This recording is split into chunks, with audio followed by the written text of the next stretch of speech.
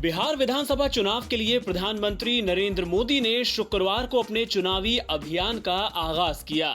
मोदी की रैली के बाद विपक्षी दलों ने उनके भाषण पर सवाल उठाते हुए उन्हें घेरना शुरू कर दिया। एआईएमआईएम के सांसद असदुद्दीन ओवैसी ने कहा कि मोदी दरअसल दो घोड़ों की सवारी कर रहे हैं। उन्होंने लोक जनशक्ति पार्टी का जिक्र अपने भाषण में क्यों नहीं किया। ओवैसी ने कहा कि बिहार में बीजेपी नीतीश कुमार को हटाने की तैयारी कर रही है। कसीदे इतने पढ़े कि लोजपा के बारे में कुछ नहीं कहा। तो ये है कि प्रधानमंत्री जो है दो घोड़ों की सवारी कर रहे हैं और एक घोड़े को ले जाकर कहीं दूर छोड़ देंगे और एक घोड़े पर बैठकर खुद बिहार पर राज करने का ख्वाब देख रहे हैं। दूसरी बात यह है कि कसीदे पढ़े हैं नीतीश कुमार के ताल्लुक से, मगर अपना अलहदा इलेक्शन मैनिफेस्टो जारी करते और कहते हैं कि 19 लाख नौकरियां एक साल में दे देंगे। तो इसकी ज़रूरत क्यों पड़ी? तो इससे साफ जाहिर हो रहा है कि बीजेपी अब ये चाहती है कि बिहार में वो अपना चीफ मिनिस्टर बना दे और नीतीश कुमार को ले जाकर घर में रिटायरमेंट उनका कर दे। ये पूरी प्रधानमंत्री और बीजेपी आरएसएस पर काम कर रही है।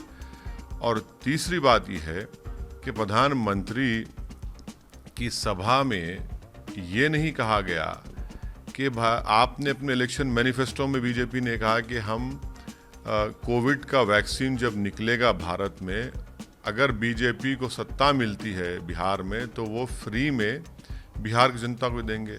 प्रधानमंत्री तो कम से कम ये बता देते कि इंसान की ज़िंदगी जो है वो चाहे बिहार का हो या यूपी का हो या गुजरात का हो, संविधान के लिहाज से हर एक की ज़िंदगी बराबर है। तो ये किस तरह की राजनीति प्रधानमंत्री कर रहे हैं कि सत्ता मिलने पर ही आप इंजेक्शन देंगे या वैक्सीन देंगे। तो सत्ता अगर नहीं मिलेगी, जो हमको यकीन है कि इंशाल्लाह उनको नहीं मिलेगी, तो अगर वैक्सीन नहीं देंगे। और प्रधानमंत्री आज के अपने भाषण में 20 लाख करोड़ के पैकेज को क्यों भूल गए? कहाँ गया वो 20 लाख करोड़ का पैकेज? तो ये कॉन्ट्रडिक्शन है और ये बिहार की जनता देख रही है और इंशाअल्लाह ताला हमको यकीन है कि हमारा जो अलायंस कुशवाहा साहब का इसको बेफायदा होगा। बिहार के चुनाव में अनुच्छेद 370 का मुद्दा उछलने के बाद जम्मू कश्मीर की पूर्व सीएम महबूबा मुफ्ती ने प्रधानमंत्री नरेंद्र मोदी को निशाने पर लिया। महबूबा ने कहा कि नरेंद्र मोदी के पास बिहार के लोगों को बताने के लिए कुछ नहीं है। ऐसे में वो 370 के मुद्दे पर राजनीति कर रहे हैं। असल में सरकार ने राष्ट्र का कोई भी विषय ठीक से नहीं सुलझाया। आपको बता दें कि पीएम मोदी ने बिहार में चुनावी रैली को संबोधित करते हुए कहा था कि विपक्षी दल आर्टिकल 370 को फिर से लागू करने की बात कह रहे हैं। क्या ये उस बिहार का अपमान नहीं है जो अपने बेटे बेटियों को सीमा की सुरक्षा के लिए भेजता है? पीएम के इस भाषण के बाद महबूबा ने कहा कि इनके पास दिखाने को कुछ नहीं है। इन लोगों ने कहा कि हम फ्री में कोरोना की वैक्सीन देंगे। आज पीएम नरेंद्र मोदी को फिर वोट के लिए आर्टिकल 370 का नाम लेना पड़ा। असल बात यह है कि सरकार मुद्दों को हल करने में नाकाम रही है। बिहार के गया में चुनावी सभा को संबोधित करते हुए प्रधानमंत्री नरेंद्र मोदी ने महागठबंधन पर तीखा हमला बोला। उन्होंने कहा कि जो लोग नक्सलियों को हिंसक गतिविधियों की खुली छूट देते रहे, आज वो एनडीए के विरोध में खड़े हैं। भाइयों और बहनों, एनडीए के विरोध में इन लोगों ने मिलकर जो पिटारा बनाया है, जिसे ये लोग महागठबंधन कहते हैं, उसकी रग रग से बिहार का एक एक नागरिक वाकिफ है। वो लोग जो नक्सलियों को, हिंसक गतिविधियों को खुली छूट देते रहे, आज वो एनडीए के विरोध में खड़े हैं। देश को तोड़ने की, देश को बांटने की वकालत करने वालों पर जब एक्शन लिया जाता है तो ये लोग उनके साथ खड़े हो जाते हैं। इन लोगों का मॉडल रहा है बिहार को बीमार और लाचार बनाना। दिग्गज भारतीय क्रिकेटर कपिल देव को गुरुवार देर रात दिल का दौरा पड़ा, जिसके बाद कपिल की दिल्ली के एक अस्पताल में एंजियोप्लास्टी कराई गई। फिलहाल उनकी हालत स्थिर बताई जा रही है और वो खतरे से बाहर हैं। एएनआई न्यूज एजेंसी के मुताबिक महान क्रिकेटरों में शुमार कपिल देव को सीने में दर्द की शिकायत के बाद दिल्ली के ओखला में फोर्टिस अस्पताल में गुरुवार देर रात 1 बजे एडमिट कराया गया था। बाद में उनकी इमरजेंसी एंजियोप्लास्टी कराई गई।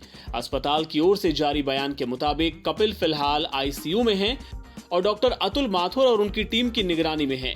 कपिल की हालत स्थिर है और उन्हें कुछ दिनों में अस्पताल से छुट्टी दे दी जाएगी।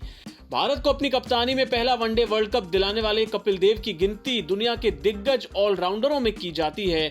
कपिल देव की कप्तानी में भारत ने 1983 में पहली बार वर्ल्ड कप जीता था। पंजाब में नए कृषि कानूनों का विरोध कर रहे किसानों ने शुक्रवार को नेशनल हाईवे पर धान की बोरियों से भरे 30 ट्रक रोक दिए और जमकर विरोध प्रदर्शन किया। बताया जा रहा है कि ये ट्रक यूपी से यहां आए थे। किसानों ने आरोप लगाया कि बाहरी राज्यों से यहां धान बेचने के लिए लाया जा रहा है, जिससे पंजाब के किसानों को नुकसान उठाना पड़ता है। 2 दिन पहले भी किसानों ने यूपी के ही 13 ट्रकों को रोक दिया था। किसानों की जो लूट हो रही है, किसानों की यूपी से ट्रक लेकर आ रहे हैं, तो जहां दान की प्रॉब्लम, जहां पर थोड़ी दान तो बहुत ज्यादा जहां पर अवेलेबिलिटी है, तो यूपी पे लाकर जहां पर बेचना सरासर किसानों के धोखा है। पंजाब के किसानों को जब प्रोसेसिंग यूनिट जहां पर मिल वगैरह जहां पर है पंजाब में है, तो उधर से ले आकर जहां पर आप बेचोगे तो खरीद कर लाओगे तो किसानों को तो भाव नहीं मिलेगा। किसानों को तो भाव देखो 800 रुपए से लेकर 1000 रुपए 1100 रुपए तक दान की खरीद वहां से करते हैं। 150 रुपए इसमें किराया पड़ता है।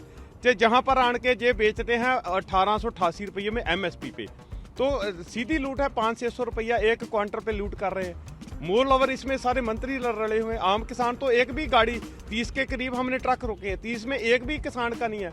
सभी व्यापारियों के है। कोई कैबिनेट मंत्री है जहाँ के, उनके है स्टार ग्लोबल, जहाँ पर उनका गोदाम है, टूल प्लाजा के आगे उनका गोदाम है, तो आधे से ज्यादा ट्रक उनके। ये किसान वालों ने रोक रखे हैं ट्रक। हम माल लेके आए थे यहाँ का, संभल से। क्यों रोका, क्या कारण बताया? ये इनकी कोई समस्या चल रही है, क्या रेट वेट की, धान की रेट की, या इनका माल नहीं उठ रहा। इस चक्कर में इन्होंने हमें रोक रखा है। 4-4 5-5 दिन हो गए हमको रोका हुए। हम तो भाड़े का माल लाए थे। अगर ये लोग बोलेंगे तो इनका भी माल पहुँचाएंगे। हमारा तो काम माल पहुँचाने का है। हमारी इसमें गलती क्या है जो हमको रोक रखा है? हमारे लिए हमारी कोई समस्या, हमारी किस्तों की गाड़ियाँ 60-60 हज़ार रुपये की किस्त है गाड़ी की।